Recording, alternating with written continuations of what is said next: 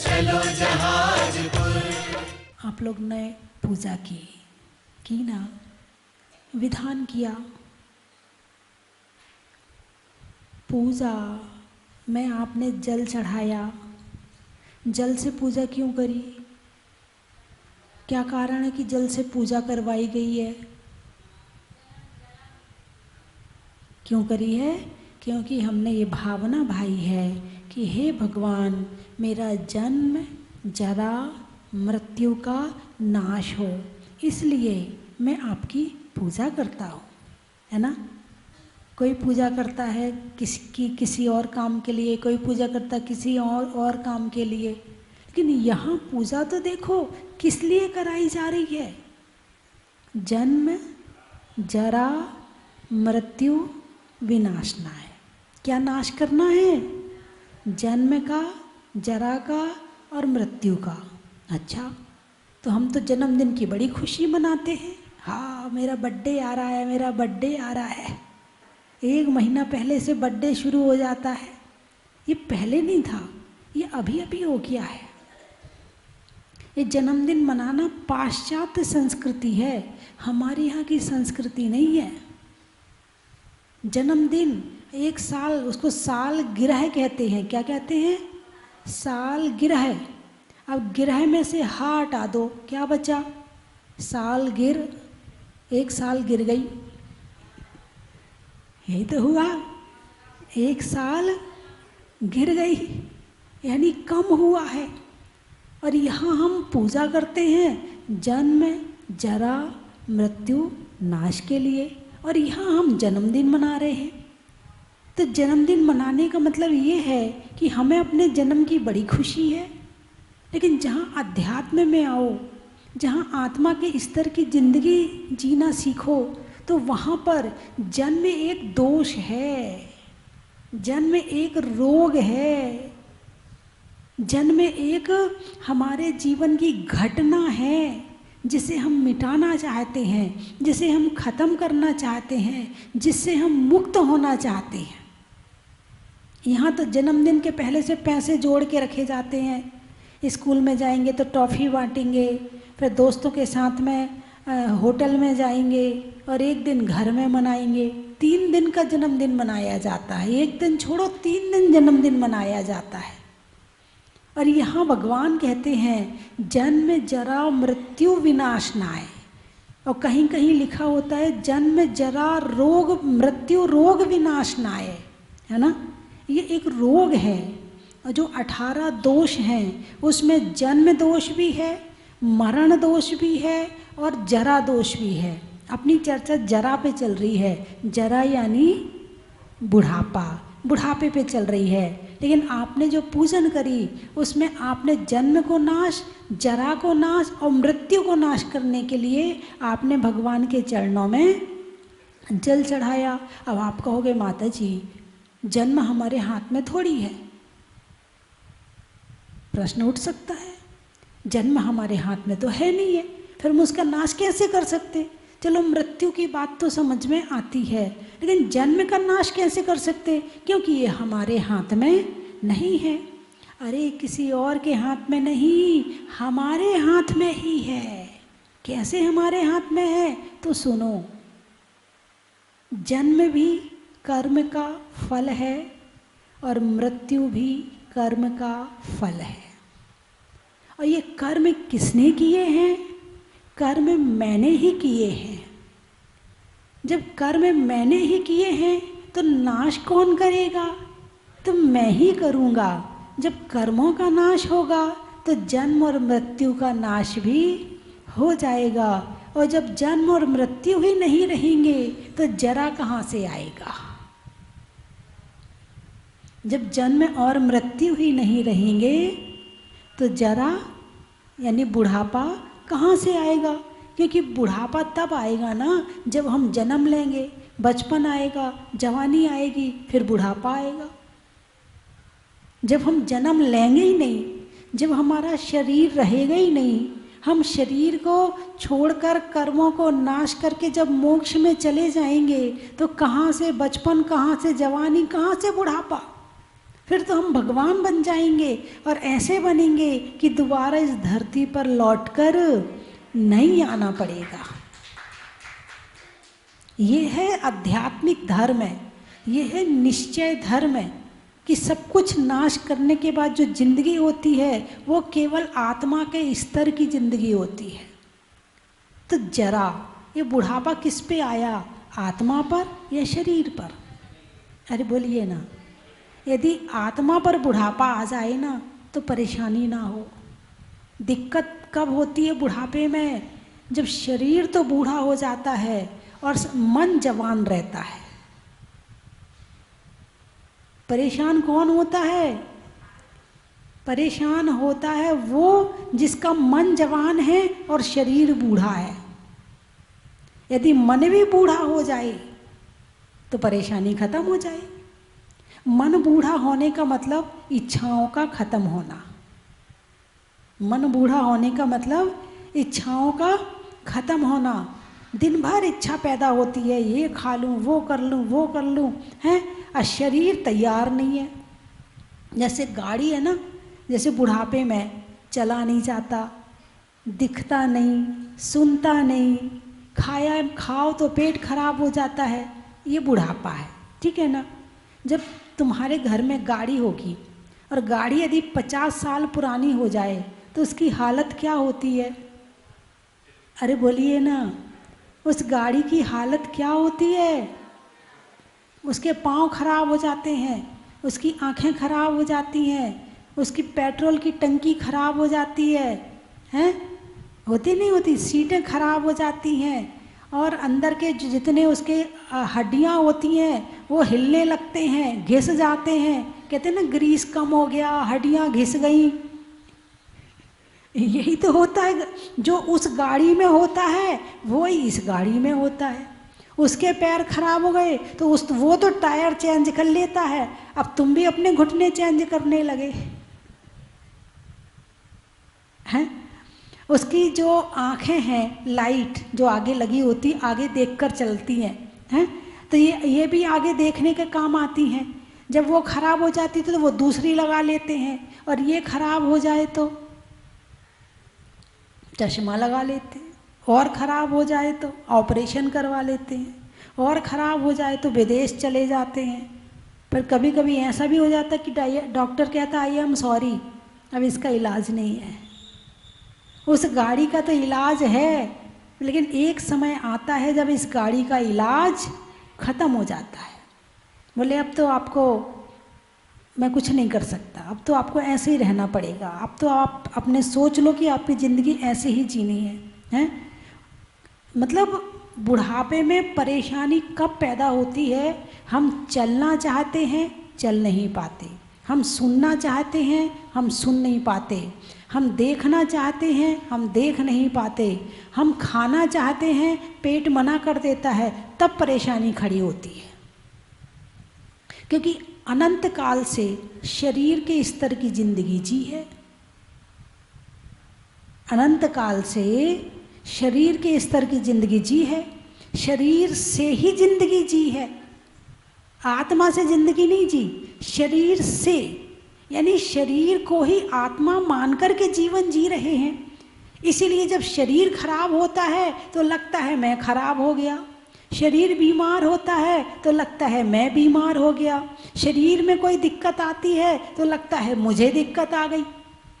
यदि आत्मा के स्तर की जिंदगी जीना शुरू करें तो शरीर में कुछ होने पर हम ये महसूस नहीं करेंगे कि मुझ में ऐसा हुआ है, ये कहेंगे कि शरीर में ऐसा हुआ है। अक्सर लोग आते, माता जी आशीर्वाद दो घुटने ठीक हो जाएं, माता जी आशीर्वाद दो आंखें ठीक हो जाएं, माता जी आशीर्वाद दो। अब आत्मा का आशीर्वाद आत्मा को मिलना चाहिए, और तुम मांगते किसके लिए हो?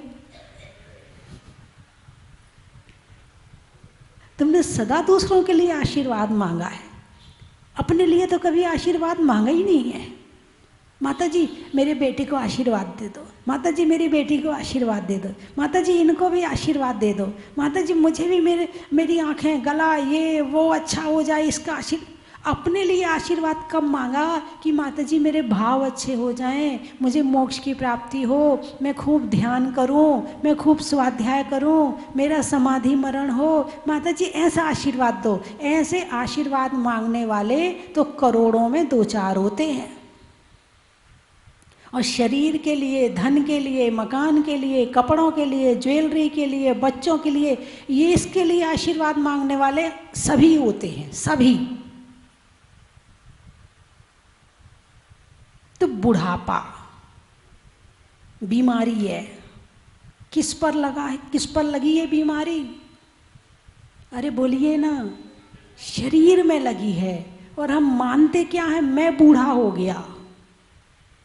और जैसे इस बूढ़े शरीर से निकल के आत्मा दूसरे शरीर में जाएगी और वहाँ जन्म लेगी, तो मैं बच्चा हो गया, मैं जवान हो गया, मैं बूढ़ा हो गया, फिर तीसरे शरीर में जाएगी। तो अनंत काल से यही तो कर रही हैं। एक व्यक्ति से चर्चा हुई बहन जी से, बोले माता जी ये जो ना अनंत काल से पढ़ रहे हैं भाई, उस समय तक मेरी नज़र वहाँ तक नहीं गई थी। बोले मैंने की बात तो सही कह रही है। बोले इधर आ ई का खा गा 1 2 3 4 1 2 3 यहाँ पढ़ा, सारी जिंदगी काम किया, फिर मर गए, फिर दूसरे शरीर में गए, फिर काखा से जिंदगी शुरू करो, फिर तीसरे जन्म में फिर काखा का से जिंदगी शुरू करो। ये ज्ञान ऐसा कब हो जाए कि ये काखा गाघा बंद हो जाए और हमेशा आगे बढ़ता रहे। अब ये काखा गाघा पढ़ा तो था, लेकिन पढ़ करके इसको उपयोग कहाँ पर किया? इसका उपयोग किया संसार में तो ये डिलीट हो जाता है, और यदि इसका उपयोग करते आत्मा में तो ये साथ चला जाता। एक बहन जी हैं, एक उनके घर में एक छोटी सी 3 साल की बच्ची है। वो तत्वार्थ सूत्र, भक्तांबर, महावीर अष्टक हैं और जितनी चीज़ें हैं सब वो मुखाग्र सुनाती है। 3 साल की बच्ची है ना भाई, कहाँ से याद है? 3 साल की बच्ची को अक्षर पढ़ना तो आता नहीं है, और तत्वार्थ सूत्र सुना रही है, तो ये कहाँ से आया उसको? अरे बोलिए ना, जब पूर्व जन्म में आत्मा से विनय पूर्वक याद किया था, वो इस जन्म तक चला आया, विनय पूर्वक श्रद्धा के साथ में, बिल्कुल आत्मा के भावों से याद किया था कि ये ही सब कुछ है, ऐसा मानकर याद किया था कि महावीर की वाणी ही सच्ची वाणी है, ऐसा मानकर पूर्ण श्रद्धा के साथ याद किया, तो वो चीज़ अगले जन्म तक साथ चली गई। और तुमने कितनी भी पढ़ाई करी हो, हाँ होता है, ऐसा हो जाता है। कुछ लोग बिल्कुल बच्चे होते छोटे से और इतना अच्छा गाते हैं, इतना अच्छा है, सारे सुर बढ़िया होते हैं, वो कहाँ से आया? वो भी पिछले जन्म का है। यहाँ आके कैचिंग पावर अच्छी क्यों हुई है? क्योंकि वो संस्कार पहले के हैं। जिस चीज़ के संस्कार पहले के होते हैं वो चीज़ यहाँ हम जल्दी ग्रहण कर लेते हैं, और जिस चीज़ के संस्कार पहले के नहीं होते हैं उस चीज़ को ग्रहण करने में बड़ा टाइम लगता है। कुछ लोग कहते हैं ना गॉड गिफ्ट है, एक गॉड गिफ्ट तो चलो मान लो है, लेकिन ये तुम्हारे खुद के किए हुए कार्यों के संस्कार हैं। कोई बचपन से चोर हो जाता है, होता है, बहुत से बच्चे होते हैं जिन्हें चोरी करने की आदत होती है। भाई ये चोरी करने की आदत कहाँ से आई? इस जन्म में तो किसी ने सिखाया नहीं, बच्चा छोटा है और चोरी करना शुरू कर दी, कहाँ से ये आदत आई? ऐसे कैसे कह सकते कि उसका दोष नहीं है? कैसे कह सकते कि उसका दोष नहीं है? उसके इस जन्म का दोष नहीं है, मगर पिछले जन्म का दोष है। पिछले जन्म का दोष इस जन्म तक साथ आया और पिछले जन्म के गुण इस जन्म तक साथ आए। आप गुणों को साथ ले जाना चाहते हो या दोषों को साथ ले जाना चाहते हो, ये तुम्हारे हाथ में है। अभी आचार्य ज्ञान सागर जी की चर्चा आती है कि जब एक बार आचार्य विमल सागर जी मुरैना पहुँचे तो वहाँ मंच पर केश लॉन्च चल रहे थे। आचार्य ज्ञान सागर जी होंगे कोई 10-12 साल के। उस समय वो गए और जाके वहाँ मिट्टी पड़ी थी, मिट्टी हाथ में लगा लगा के वो भी अपना केश लॉन्च करने लगे। क्या कहा? केश लॉन्च देखा और केश लॉन्च करने लगे। उन्हें किसने सिखाया? वो पिछले जन्म में भी संत रहे होंगे, उस जन्म के संस्कार थे कि देखते ही याद आया कि मैं पिछले जन्म में संत था और अपने केश, भले ये याद ना आया हो लेकिन वो काम तो आ गया कि मैं भी केश लॉन्च करूँगा। छोटी छोटी उम्र में लगता हमें दीक्षा लेनी है, हमें दीक्षा लेनी है। भाव कहाँ से पैदा होते हैं? पिछले जन्म में जैसा काम किया था वैसा इस जन्म में आया, और जैसा इस जन्म में करोगे वैसा अगले जन्म में जाएगा। तो पिछली बुरी आदतों को सुधारना और अच्छी आदतों को डालना वो इसी जन्म में करना पड़ेगा। और अभी नहीं किया तो फिर कभी नहीं किया। एक जन्म में चोर बन गए तो फिर बनते चले जाओगे, और ज्ञान आ गया तो फिर उसे छोड़ने में भी पुरुषार्थ करो। पुरानी आदतों को, जो आपके दोष हैं उसे खत्म करो और अच्छी आदतों को शुरू करो। बंधुओं, बचपन में ज्ञान नहीं होता, बच्चा छोटा होता है, क्या पढ़ना, क्या खाना है, क्या देखना, क्या सुनना याद नहीं होता, पता नहीं होता, ज्ञान नहीं होता, है ना। मिट्टी मिलेगी मिट्टी खा लेगा, चौक मिलेगी चौक खा लेगा, मुंह में आप उसको अपनी चूड़ी निकाल के दे वही खाना शुरू कर देगा, है। मोबाइल आ जाए मोबाइल खाना शुरू कर देगा, उसे नहीं पता कि क्या खाना और क्या नहीं खाना। 8 वर्ष तक बच्चों को संस्कार माँ देती है, और 8 वर्ष के बाद फिर उसके अपने संस्कार उभर के आते हैं जो पिछले जन्म के होते हैं। पिछले जन्म के संस्कार उसके वापस आने लगते हैं। 8 वर्ष तक उसका दिमाग डेवलप कम होता है, धीरे धीरे धीरे धीरे बढ़ता है, लेकिन 8 वर्ष के बाद उसके अपने पुराने संस्कार काम करने लगते हैं कि वो क्या था और अब उसे क्या बनना है, अब उसके संस्कारों को कैसे सुधारा जाए। ये परिवार वालों के द्वारा यदि अच्छी कोशिश हो जाए तो हो जाता है, और वरना होता क्या है, फिर जो होना है वो होता है। बंधुओं, बचपन में फुर्सत नहीं थी, नहीं बचपन में ज्ञान नहीं था, फुर्सत तो थी। काम क्या है? बस खेलना और खाना। कितने साल तक? 5 साल तक, है ना? नहीं, 2.5 साल तक। अब तो बच्चों को 2.5 साल से स्कूल भेज देते, 1 2 3 उसके पहले ही शुरू कर देते हैं। और फिर माता जी के पास बोल बोल बोल 1 2 3 बोल, अरे नमोकार मंत्र सिखाओ इसको, इसके साथ बैठकर रोज 15 मिनट नमोकार मंत्र का पाठ करो, इसके रोम रोम में बस जाएगा, कोरी स्लेट है ये। इसके साथ बैठ के वहीं उसको खेलने दो, और तुम स्वाध्याय करो, तुम भक्तांबर का पाठ जोर जोर से बोलो तो उसके अंदर पहुंच जाएगा, और जो वो पहुंचेगा वो उसके अंत समय तक काम आएगा। जो तुम बचपन में उसे सिखा दोगी वो अंत समय तक काम आएगा। आप खुद ही देख लो, बचपन में जो आपने याद किया था वो आज तक आपको याद है, और जवानी का भूल जाते हैं, और बुढ़ापे का तो यहाँ रखो और यहाँ भूलो। इसलिए बचपन में बच्चों को इतना याद करवा देना कि उनके बुढ़ापे तक काम आए। यदि बच्चों का बुढ़ापा सुधारना है तो उसे बचपन में याद करवा दो। तो बचपन में ज्ञान नहीं होता है, लेकिन संस्कार ग्रहण करने के ताकत होती है, योग्यता होती है, ग्रहण कर सकता है। जवानी में फुर्सत नहीं होती, इतना काम इतना काम इतना काम कि मरने की भी फुर्सत नहीं होती है। कुछ लोग कहते ना, वो एक बेटा था, टिफ़िन लेके गया पापा के पास, पापा टिफ़िन खा लो, सीज़न का टाइम था। कौन सा टाइम था? अभी कौन सा टाइम चल रहा है? सीज़न का टाइम चल रहा है, लोगों का सीज़न चल रहा है। किसका सीज़न चल रहा है? हाँ, सब तीर्थों पे भीड़ कम हो गई होगी, महाराजों के पास भीड़ कम हो गई होगी। क्यों भाई, क्या बात है, सीजन का टाइम है। काहे का सीजन है, अब समझ जाओ माता जी, है कमाई का सीजन है। किसकी कमाई का? धन की कमाई का। तो सीजन का टाइम है, इसलिए टाइम नहीं है। तो वो बेटा टिफिन लेके गया, बोले पापा खाना खा लो, और रख दे टिफिन, अभी खा लूँगा। थोड़ी देर बाद पापा खाना खा लो, कह दिया ना, वहाँ रख दे, खा लूँगा खाना। खड़ा रहा। थोड़ी देर बाद पापा खाना खा लो। दिमाग खराब है तेरा, मरने की फुर्सत नहीं है, तू खाने की बात कर रहा है।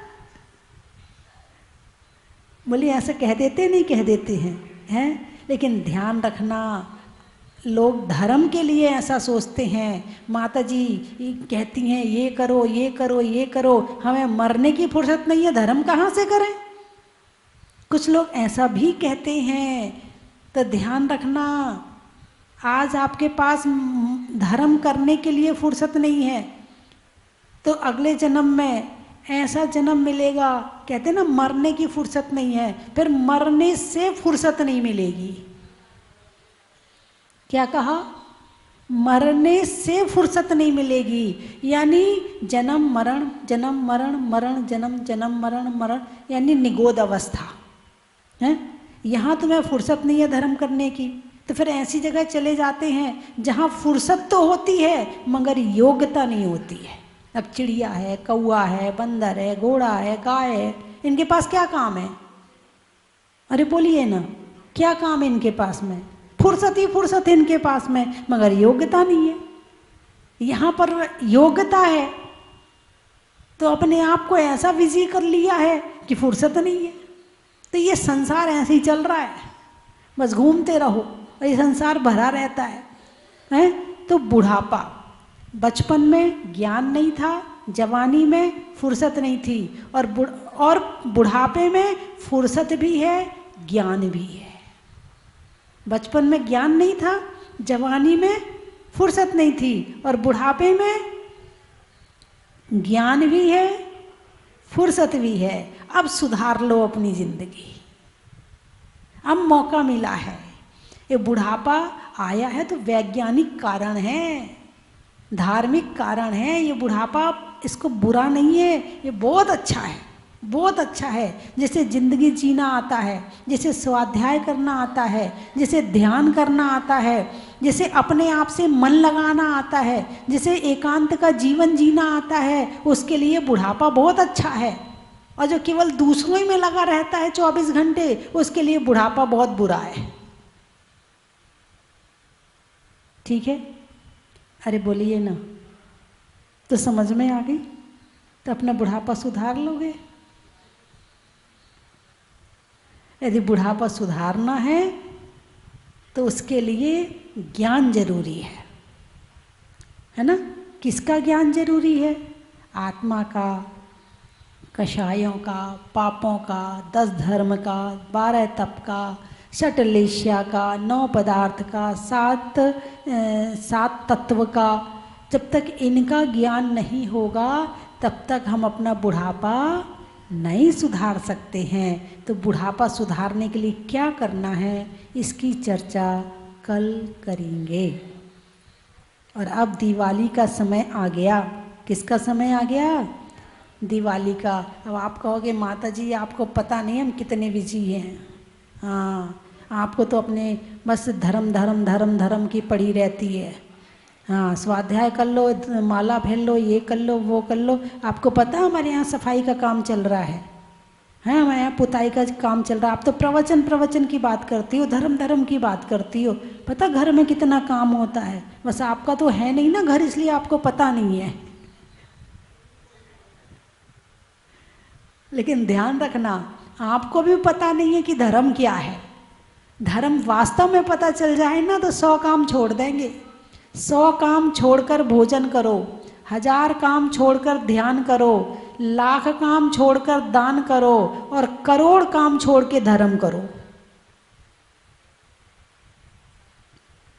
ये काम तो यहीं का यहीं रह जाएगा, लेकिन जो हम धर्म करेंगे वो हमारे साथ जाएगा। आप यदि वास्तव में धर्म करें ना तो ये काम करने की आपको ज़रूरत ही ना पड़े। ऐसे राजा महाराजा के यहाँ जन्म होगा कि तुम्हें ये झाड़ू नहीं लगानी पड़ेगी, ये सफाई नहीं करनी पड़ेगी। यदि तुम धर्म करो तो धर्म के उदय से और पुण्य के उदय से बहुत कुछ अपने आप मिल जाता है। करना पड़ रहा है इसका मतलब तुमने पिछले जन्म में धर्म नहीं किया था, और इस जन्म में भी नहीं कर रहे हो तो अभी और काम करना पड़ेगा। और करते लगाते रहो झाड़ू, हैं, बनाते रहो रोटी, सारी जिंदगी यही है तुम्हारी किस्मत में। यदि नहीं तो आ जाओ धर्म की शरण में। चत्तारि शरणम पवज्झामि, अरिहंत शरणम पवज्झामि, सिद्ध शरणम पवज्झामि, साहु शरणम पवज्झामि, केवली पर्णत्तम धम्मम शरणम पवज्झामि। सीख लो सच्चा ज्ञान, कर लो सच्चा आचरण, जीवन सुधर जाएगा, जन्म सुधर जाएगा, मरण सुधर जाएगा और जरा सुधर जाएगा। सतियों में अनंग सरा का, रहने के लिए धरा का और सुधारने में जरा का, बैठने में चटाई का, भोजन में खटाई का और दिवाली की सफाई का। वाह, कितनी जल्दी बोले, बड़ा ही महत्व है। भव से तरने का, कर्म के हरने का और जीवन में बहुत धर्म करने का।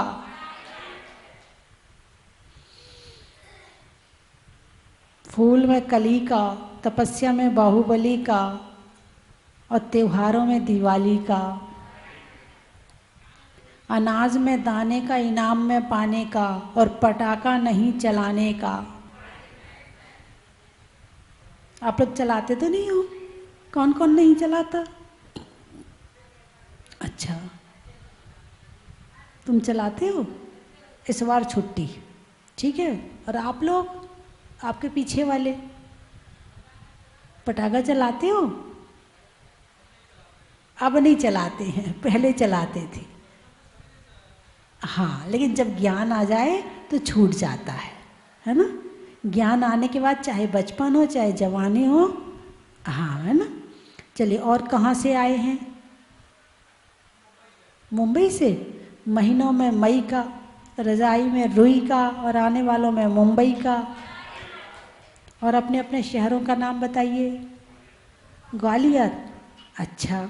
सुनने में ईयर का, छोड़ने में बियर का और आने वालों में ग्वालियर का। गोपाल, भोपाल, अच्छा।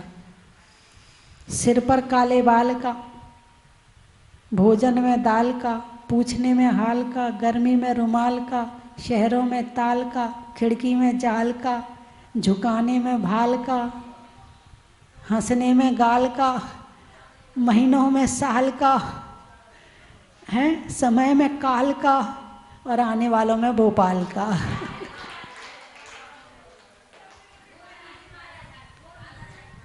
रहने के लिए जमी का, बारिश में नमी का और आने वालों में गोरमी का। और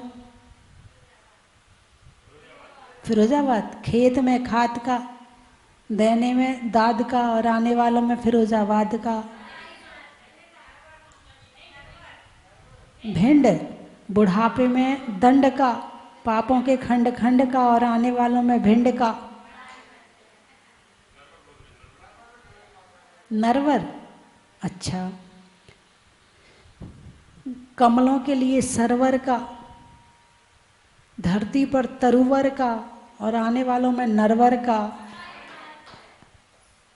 बोलिए 24वें भगवान की। मैं डॉक्टर आशीष कुमार जैन। हम लोग गुवाहाटी में निवास कर रहे हैं पिछले 5 वर्षों से, और इस मंदिर के साथ जो मेरा संयोग जुड़ा हुआ है वो इस तरीके से है कि 1 अप्रैल 2019 को हम जब आए थे, उस वाले प्रांगण में भगवान जी विराजमान थे, तो वहाँ पे हमने अभिषेक किया। और उसके बाद 3 दिन बाद ही 4 तारीख को ये खबर आई कि भाई मुझे गुवाहाटी जो है, मैं एलन करेज इंस्टीट्यूट में टीचर हूँ, कि गुवाहाटी जाना है। और गुवाहाटी गए तो 4 को ये खबर आई, 5 को फिर वापस हम आए और अभिषेक किया और फिर 7-8 को जाकर के वहाँ ज्वाइन किया। तो इस बार इस भावना के साथ हम आए थे कि इस बार कैसे भी करके हमारा बात बन जाए और दर्शन और अभिषेक हमारे हों। और आप देखिए संयोग इस तरीके का कि कल जो ब्रदर हमारा जयपुर से आने वाला था, उसके बेटी की तबीयत खराब, वो हॉस्पिटलाइज था, पर उसके बाद भी हमने कहा भावना तो है, कैसे भी करके पहुंचा जाए। तो फिर एक टैक्सी करके हम लोग यहाँ रात को 12 बजे पहुंचे और ये हमारा सौभाग्य था कि इस दिन जो है हमने अभिषेक ये किए। नाथ भगवान की जय। जय बोलो गुरु माँ आर्य का रत्न 105 स्वस्ति भूषण माता जी की जय।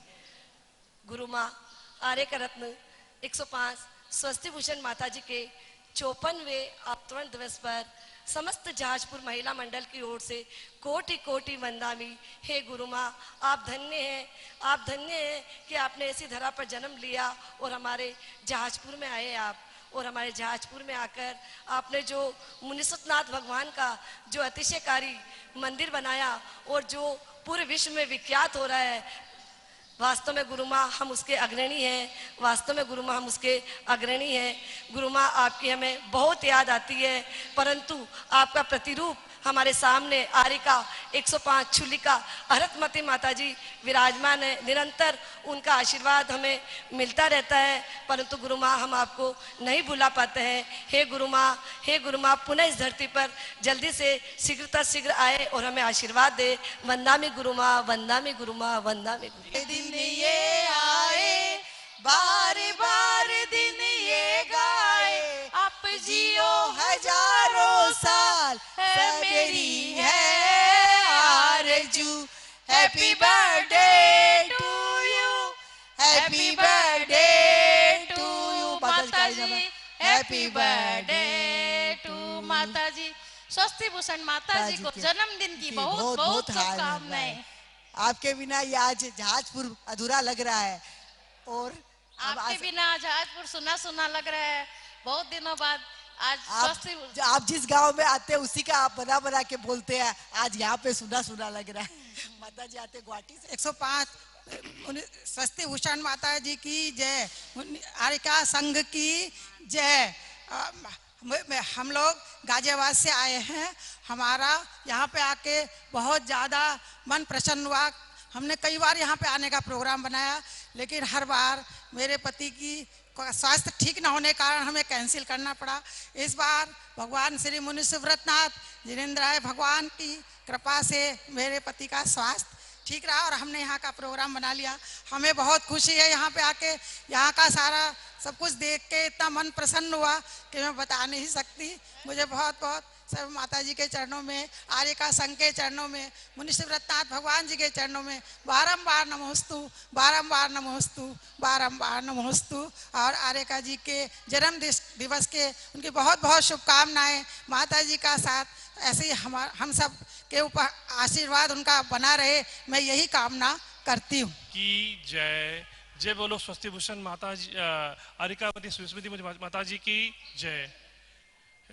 बंधुवर, हम गुवाहाटी लाडनू निवासी, गुवाहाटी प्रवासी और दिवी प्रवासी, हम यहाँ राजस्थान आए थे। लाडनू में शीत चक्र विधान मनाया था हमारे ननिहाल परिवार ने। नथमल जी, अशोक कुमार जी, राजकुमार जी, भागचंद जी, पीयूष जी, रोमित जी और मेगी जी ने बहुत ही भव्य विधान मंडा था और हमने वहाँ पे दर्शन लाभ लिया। अब हम वहाँ से तीर्थ के निकले हैं और हमने नारायली का दर्शन करते हुए जहाजपुर में हमारा यहाँ आना हुआ। जहाजपुर की भव्यता का मैं क्या वर्णन करूं। ऐसा भव्य मंदिर, ऐसी भव्य आभा, ऐसा भव्य प्रतिमा, ऐसा भव्य रूप मैंने आज तक देखा नहीं है। आप कहते हैं अजूबा, मेरे हिसाब से ये जैन बंधुओं का ये अजूबा तीर्थ स्थान है। मैं दर्शन करके मेरा मन गदगद हुआ। मैं बहुत आभार हूँ, यहाँ आकर के मेरा मन बहुत खुश हुआ है, प्रफुल्लित हुआ है। मैं स्वस्ति भूषण माता जी को वंदन करता हूँ। उनके 54वें अवतरण दिवस में हमारा यहाँ आना हुआ और हमें शांति धारा करने का सौभाग्य मिला। मैं बहुत बहुत गदगद हूँ। इस स्वस्ति भूषण माता जी की जय हो। आए पूरे 2500 किलोमीटर दूर से। पहले भी हमारा भाव बना था मार्च में दर्शन करने का जहाजपुर का, लेकिन कोई निमित्त नहीं हुआ, हम लोग आने नहीं सके। और इस बार हम लोग आए हैं, बहुत अच्छा लगा। यहाँ की मूर्ति इतनी प्राचीन, इतनी प्रतिमा इतनी पावन है, दर्शन करके मन गदगद हो गया। और हमारी भावना है कि हम हर वर्ष हर साल इसी तरह दर्शन करने आए। कल हमारी शादी की वर्षगांठ थी। हमने सुबह यही मानस बनाया कि क्या किया जाए, फिर मन में आया मुनि सूरतनाथ भगवान की कल सुबह जाकर शांति धारा की जाए। तो कल सुबह ही हम रवाना हुए और शाम को ही हम यहाँ पे आज जहाजपुर पहुँचे और सुबह भगवान के अभिषेक का हमें बहुत बड़ा सौभाग्य प्राप्त हुआ। हम कृतार्थ हुए, बहुत वंदना भी की। यहाँ की बहुत अच्छी व्यवस्था, बहुत अच्छी कमेटी और बहुत अच्छा माहौल है, उसके लिए हम कृतज्ञ हुए। चन की थाल को सजाओ रे आज, रत्नों की थाल को भर लाओ रे आज।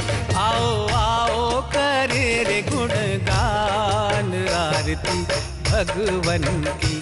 आओ आओ करे गुणगान आरती भगवन की।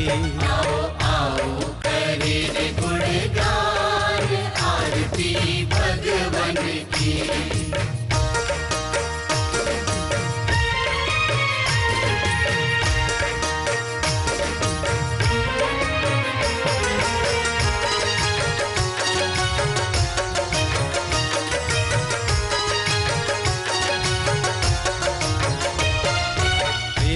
सुमित्र के राज दुलारे, माँ पद्मा जी के नैनों के तारे।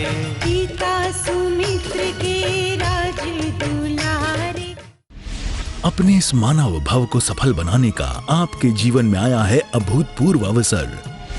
स्वस्तिधाम प्रणेत्री परम विदुषी लेखिका भारत गौरव आर्यका श्री स्वस्ति भूषण माता जी की पावन प्रेरणा एवं मंगल आशीर्वाद से मध्य प्रदेश की धन्य धरा पर स्थित सिद्ध क्षेत्र सोनागिर के पवित्र पर्वत पर बन रहा है भव्याति भव्य सहस्त्रकूट जिनालय।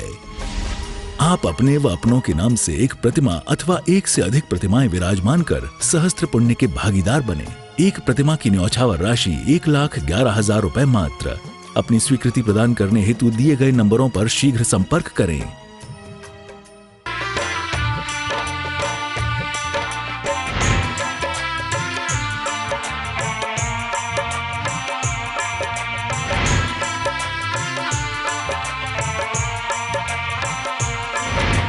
चलो रे चलो रे चलो चलो रे चलो रे चलो चलो जहाजपुर।